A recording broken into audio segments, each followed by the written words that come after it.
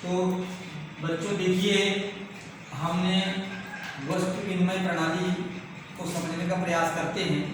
वस्तु विनिमय प्रणाली के बारे में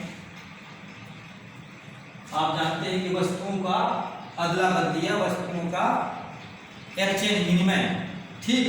इसके लिए कुछ महत्वपूर्ण आवश्यकताएं थी और इसकी शर्तें हैं। सीमित आवश्यकताएं, सीमित विनिमय क्षेत्र, आर्थिक दृष्टि से समाज का पिछड़ापन, अशिक्षा, अज्ञानता। वस्तु विनिमय प्रणाली कब चालू हुई, क्यों आवश्यकता पड़ी, इसके पीछे भी कुछ 4 बिंदु है, उसको आपको समझना है। सीमित आवश्यकताएं, वस्तु विनिमय प्रणाली की सीमित आवश्यकताएं होगी तभी यह प्रणाली चल पाई होगी, अन्यथा असीमित आवश्यकताएं होने पर यह प्रणाली की समस्याएं आ रही थी। वस्तु प्रणाली दशा में क्रियाशील हो पाती जब मनुष्य की आवश्यकताएं कम होने पर मनुष्य आसानी से अपनी आवश्यकताओं को वस्तु खोज सकता था। जैसे मान लो मेरे पास कोई वस्तु है और मैं जानता हूं कि रमेश के पास भी कुछ वस्तु है जो मुझे आवश्यकता है, या तीसरे पर्सन के पास वह वस्तु है, तो मैं इनके पास जाकर उस वस्तु को वापस उनको ले लूंगा, मेरे पास जो वस्तु उनको दे दूंगा। हो सकता है यदि मेरे पास जो सामग्री है या वस्तु है उनके पास भी है तो वह चीज मुझे नहीं देंगे, तो थर्ड पर्सन के पास जाना पड़ेगा कि नहीं सर जी ये वस्तु आप रखिए और आपके पास जो आवश्यक वस्तु है वो मुझे दीजिए। तो इस प्रकार से सीमित क्षेत्र में यह वस्तु विनिमय प्रणाली चली। और उसके बाद आता है सीमित विनिमय क्षेत्र। इसको हम सीमित विनिमय क्षेत्र में भी कर सकते हैं, जैसे परिचित होने के कारण दोनों व्यक्ति एक दूसरे की आवश्यकताओं का ज्ञान रखते हैं। थर्ड आता है आर्थिक दृष्टि से समाज का पिछड़ापन। यदि समाज में आर्थिक पिछड़ापन होने की वजह से यह जो वस्तु विनिमय प्रणाली चली, समाज में मुद्रा का प्रचलन न हुआ हो तथा समाज में विनिमय माध्यम की कोई समान वस्तु प्रचलित नहीं हो, तभी वस्तु विनिमय प्रणाली क्रियाशील होती है। अन्यथा आज की स्थिति में वस्तु विनिमय प्रणाली की आवश्यकता नहीं है। मतलब हमारे पास रुपया पैसा हो गया, हम यदि मान लो हमको गेहूं नहीं बेचना है, अब पैसा लेकर के मार्केट से बाजार से खरीद लेते हैं, जबकि उस समय में ऐसा नहीं था, मतलब मुद्रा का तो उद्गम हुआ ही नहीं। तो इन सब समस्याओं की वजह से अशिक्षा एवं अज्ञानता, सर्वमान्य विनिमय के साधन पूर्ण ज्ञान मुद्रा के हिसाब किताब को न समझने वालों की संख्या यदि समाज में होती है, अर्थात समाज में अशिक्षा और अज्ञानता अधिक होती है, तो वस्तु विनिमय प्रणाली में दिक्कत प्रचलित होती है। तो बच्चों इसमें कुछ इसके गुण भी है। मेरिट्स ऑफ बार्टर सिस्टम, परस्पर संपर्क। दूसरा आता है सरलता। तीसरा सरल श्रम विभाजन, छोटे पैमाने के उत्पादन। अर्थात जो वस्तु विनिमय प्रणाली के गुण, परस्पर संपर्क में ही वस्तु विनिमय प्रणाली क्या हो सकती है, लागू हो सकती है। अन्यथा यदि लोग एक दूसरे के साथ बातचीत नहीं कर सकते हैं या लोग एक दूसरे के साथ कुछ नहीं कर सकते, मतलब अलग अलग हैं, तो हम अपनी आवश्यकताओं की सामग्री को दूसरे से नहीं हासिल कर सकते। दूसरा होता है सरलता। विनिमय प्रणाली सरल होता है, सामान्य मनुष्य जो शिक्षित नहीं है वह इसे आसानी से समझ लेता है, जैसे क्योंकि इसमें विशेष हिसाब किताब रखने या समझने की जरूरत नहीं पड़ती है। तीसरा आता है सरल श्रम विभाजन। मतलब लोग क्या करते थे, उस किसी की आवश्यकता है तो उसके बदले में उनके यहाँ काम करके उस वस्तु को लोग विनिमय के माध्यम से ले लेते थे, या वह उनके घर में जाके काम कर लेते थे। इस प्रकार से विनिमय हो जाता था और उनकी आवश्यकताओं की पूर्ति भी हो जाए। छोटे पैमानों के उत्पादन में वस्तु विनिमय प्रणाली छोटे सिस्टम में लागू होती है, बहुत व्यापक सिस्टम में नहीं। हमें टर्कों में माल चाहिए तो क्या संभव है हम चावल देकर गेहूं ला सकते? यदि छोटे पैमानों के लिए यह वस्तु विनिमय प्रणाली संभव हो पाएगी। मुद्रा के दोषों से मुक्ति। वस्तु विनिमय प्रणाली मुद्रा का प्रचलन नहीं होता है, इसलिए मुद्रा प्रसार, मुद्रा संकुचन, मुद्रा के मूल्य में हमेशा अस्थिरता आदि समस्याओं का सामना नहीं करना पड़ता। अगला आता है वस्तु विनिमय प्रणाली की कठिनाइयाँ। वस्तु विनिमय प्रणाली की डिफिकल्टी क्या थी? तो ये वस्तु विनिमय प्रणाली की डिफिकल्टी मुख्यतः इसको 6 भागों में विभाजित किया गया है। पहला होता है दोहरे संयोग का अभाव। वस्तु विनिमय प्रणाली को आप समझ गए, इसके बाद इसकी कमियां या इसकी डिफिकल्टी। दोहरे संयोग का अभाव, विभाजकता का अभाव, सर्वमान मापक का अभाव, धन संग्रह एवं हस्तांतरण में कठिनाई, भावी भुगतान में कठिनाई, सेवाओं के विनिमय में कठिनाई।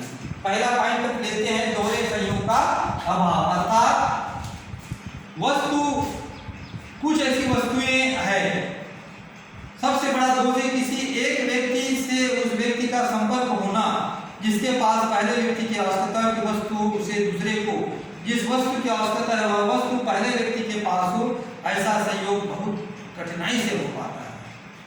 मान लो मुझे शक्कर की आवश्यकता है और हम अगले व्यक्ति के पास जाते हैं, क्या उनके पास शक्कर होगा? संभव होगा और नहीं भी होगा।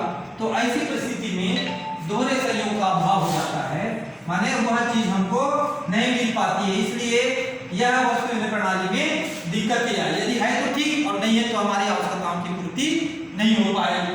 दूसरा होता है वस्तु विनिमय प्रणाली, जैसे कि दोहरे संयोग का उदाहरण से समझने का प्रयास करते हैं। यदि राम के पास चावल है, उसे गेहूं की आवश्यकता है और सोहन के पास गेहूं है, लेकिन वह उसके बाद बदले चावल नहीं लेना चाहता, तब विनिमय संभव नहीं होगा। ठीक है, राम के पास चावल तो है और गेहूं हमारे पास है, यदि हम उसको गेहूं देंगे और चावल वो लेगा तो ठीक और नहीं लेगा तो दिक्कत आ जाएगी, मतलब उस समय विनिमय संभव नहीं हो पाएगा। अर्थात दोनों व्यक्तियों को एक दूसरे के पास की वस्तु की आवश्यकता न हो, यह विनिमय उस समय तक नहीं हो सकता जब तक दोनों व्यक्तियों को एक दूसरे के पास की वस्तु की आवश्यकता न हो। मतलब मेरे पास आवश्यक वस्तु है, यदि उनको उस वस्तु की आवश्यकता पड़ेगी तो वह उस वस्तु को ले जाएगा और उनके पास से मैं वो वस्तु जो मुझे है, तभी यह वस्तु विनिमय प्रणाली चल सकती। विभाजकता का अभाव, जैसे पहले हम बताए थे कि राज के पास बकरी है, उसे उसके बदले चावल, दाल, कपड़ा आदि की आवश्यकता है। सबसे पहले तो उसे ऐसे व्यक्ति की खोज करनी पड़ेगी जिसके पास चावल है, दाल है, कपड़ा, तीनों वस्तुएं, वह व्यक्ति उसके बदले में बकरी लेने के लिए तैयार हो, उसके सामने कठिन समस्या है। अब बकरी है, मान लो बकरी का व्यवसाय करते हैं और वो उसको मार्केट से चावल लेना है, मार्केट से कपड़ा लेना है, मार्केट से उसको शक्कर लेना है, तो क्या उस बकरी को काटेगा या बकरी को क्या करेगा? बकरी एक जीव है और उसको वह तौल करके या उसको एक साथ डिवाइड करके दे नहीं सकता। ऐसे स्थिति में यह समस्या पैदा हो रही थी विभाजकता। उस व्यक्ति के पास कोई चीज है और वह व्यक्ति उसको किन किन लोगों को दे, हो सकता है चावल वाला उस बकरी को लाइक न करे या उसके लिए उपयोगी न हो, तब ऐसे स्थिति में वस्तु विनिमय प्रणाली में दिक्कत आई। हालांकि अभी भी समाज में वस्तु विनिमय प्रणाली कहीं कहीं चल रही है, लेकिन तीसरी स्थिति आती है सर्वमान्य मापक का अभाव। मतलब हम कैसे मापेंगे? यदि ठीक है हमारे पास चावल है, अगले व्यक्ति के पास गेहूं है, अब हम गेहूं के बदले में चावल को कितना देंगे? ये बहुत दिक्कत की बात है। मान लो गेहूं का कीमत तो और मूल्य तो मालूम नहीं है और चावल का भी नहीं है, अब किसको नुकसान होगा? यहाँ पे दिक्कत आ रही है। इसलिए सर्वमान्य मापक का अभाव, मतलब एक निश्चित उसका माप नहीं हुआ है सर्वमान्य वितरण प्रणाली में, जिससे दिक्कत आती है। तीसरा होता है धन के संचय का अभाव। वस्तु विनिमय प्रणाली में वस्तुओं का आदान प्रदान तो होता है, वस्तुओं के द्वारा आदान प्रदान कर व्यक्ति अपनी आवश्यकताओं की संतुष्टि करते हैं। वस्तु विनिमय प्रणाली में धन के संचय का अभाव पाया जाता है। मतलब वस्तु के द्वारा हम एक दूसरे को लेन देन तो कर सकते हैं, लेकिन उनके पास धन मतलब नहीं रह पाता, मात्र वस्तु बस इधर का उधर करके अपना जीवन निर्वाह करते हैं। ऐसी स्थिति में उनके पास कोई धन नाम की चीज नहीं हो पाती, उसका संग्रह नहीं हो पाता है। तीसरा भावी भुगतान में कठिनाई। कैसे भावी भुगतान में कठिनाई भैया? समस्या। भावी भुगतान क्या होता है इसको अपन समझते हैं। भावी भुगतान का मतलब वस्तु प्रणाली में वस्तुओं का मूल्य निश्चित नहीं था तथा भविष्य में किस वस्तु का क्या मूल्य होगा यह भी नहीं कहा जा सकता। तो ऐसे स्थिति में भावी भुगतान में कठिनाई है। सेवाओं की विनिमयता में कठिनाई। सेवा किसको करते हैं? आप पढ़े होंगे, आप पढ़े छोटे क्लासों में। सेवा का मतलब एक डॉक्टर सेवा कर रहा है, एक अध्यापक सेवा कर रहा है, एक बस वाला सेवा कर रहा है ना। तो ये सब सेवा।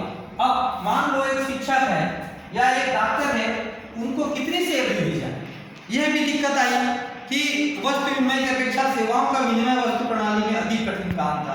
एक अध्यापक की सेवाएं लेने के बदले उसे कितना भुगतान किया जाए, इसका उत्तर मिलना संभव नहीं था। ऐसे स्थिति में हमें इस मुद्रा का उद्गम हुआ। अतः हम समझते हैं वस्तु विनिमय प्रणाली क्या है, इसकी क्या क्या कमियां हैं। तो वस्तु विनिमय प्रणाली आप समझ गए होंगे, वस्तुओं का लेन देन, आपस में अपनी लेन देन पूर्ण करके, लेन देन करके अपनी आवश्यकताओं की पूर्ति करना।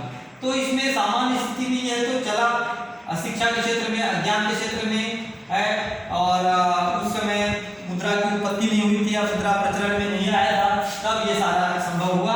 और इसमें भी बहुत सारे समस्याएं थी, दोहरे संयोग का भाव, दूसरा पहला दोहरे संयोग का भाव, विभाजकता का भाव, सर्वमान्य मापक का भाव, धन संग्रह का हस्तांतरण, भावी भुगतान में कठिनाई, सेवाओं के विनिमय में कठिनाई। इस प्रकार से वस्तु विनिमय प्रणाली में कमियां हैं और कमियों के कारण से मुद्रा की उत्पत्ति हुई। अगले चैप्टर में हम पढ़ेंगे बच्चों मुद्रा का उद्भव, मतलब इवोल्यूशन ऑफ मनी। मनी मतलब मुद्रा, मतलब रुपया पैसा। रुपया पैसा की आवश्यकता आप समझ गए। मुद्रा, जब मुद्रा नहीं था तब लोग एक दूसरे के साथ सामग्रियों को लेन देन करके, मतलब ये वस्तु को उनको दे करके उनके पास की वस्तु अपने पास ले करके अपनी आवश्यकताओं की पूर्ति करते थे। उसके बाद इस समस्याओं का समाधान करने के लिए फिर मुद्रा का विकास हुआ और मुद्रा के विभिन्न प्रकार हैं, उसको हम अगले चैप्टर में पढ़ेंगे।